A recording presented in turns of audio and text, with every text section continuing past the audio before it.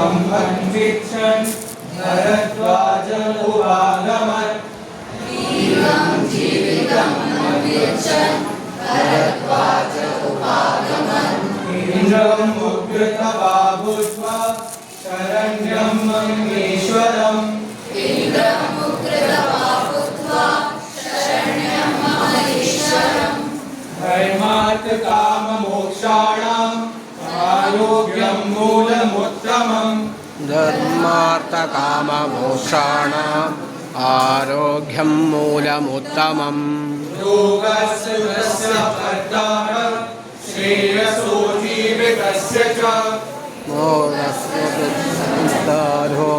श्रेयसो जीवितस्य च प्रादुर्भूत्वा मनुष्याणाम्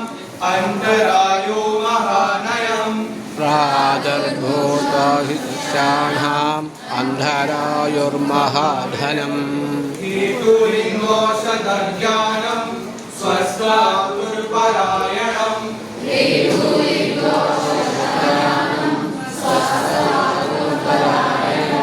त्रिसूत्रं शाश्वतं पुण्यं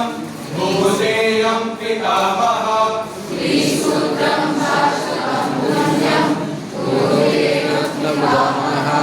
हिताहितं सुखं दुःखम् आयुस्तस्य हिताहितम् सुखं दुःखम् आयुस्तस्य हिताहितम् मानं च तच्च यत्रोक्तम्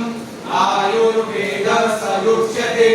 मानं च यत्र यत्रोक्तम्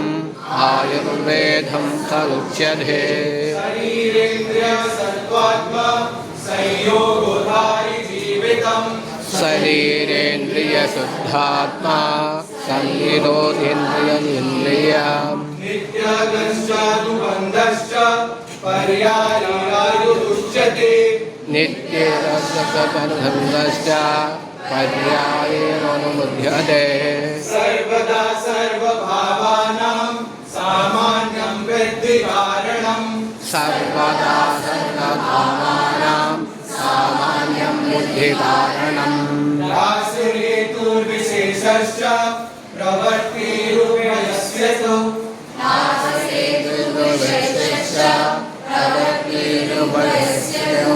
सामान्य एकतोरणं विशेषस्तु पृथक्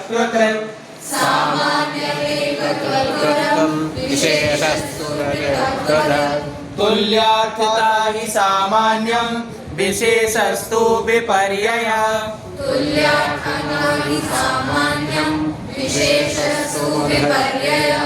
सत्त्वात्मा शरीरं च त्रयमेतत्त्वदण्डवत्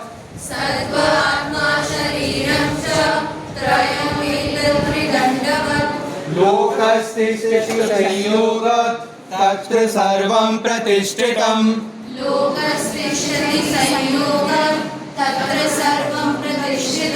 खादिन्यात्मा मनः कालो दिशश्च द्रव्यसङ्गः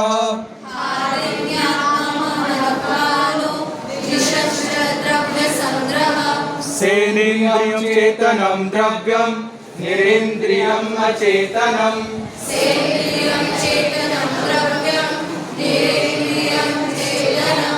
सार्वा गुर्वादयो बुद्धि परादयः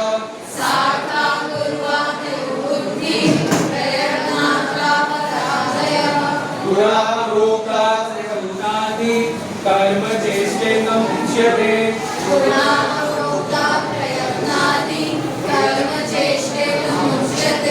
समवायो अर्थभावो भूम्यादीनां गुणैर्मतः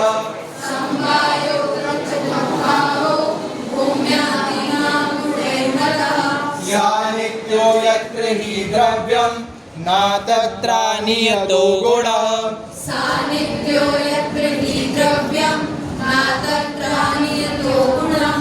यत्राश्रिता कर्म गुणः कारणं समवायितत्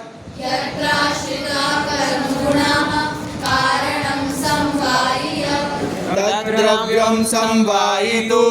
निश्चेष्टा कारणं गुणः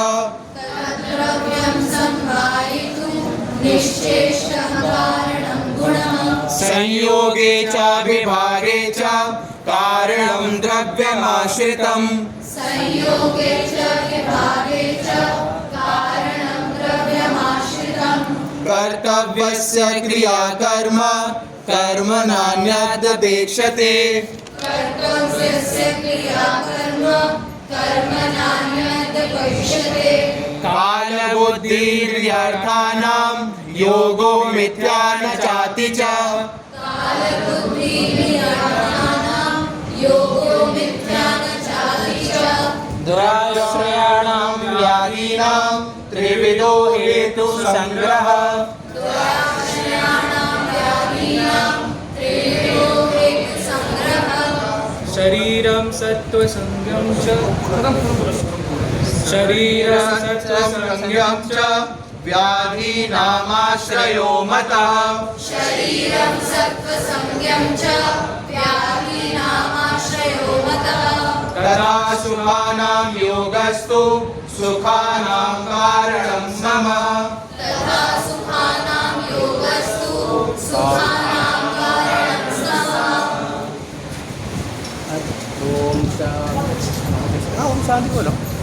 शांति शांति शांति सर्वेभ्यः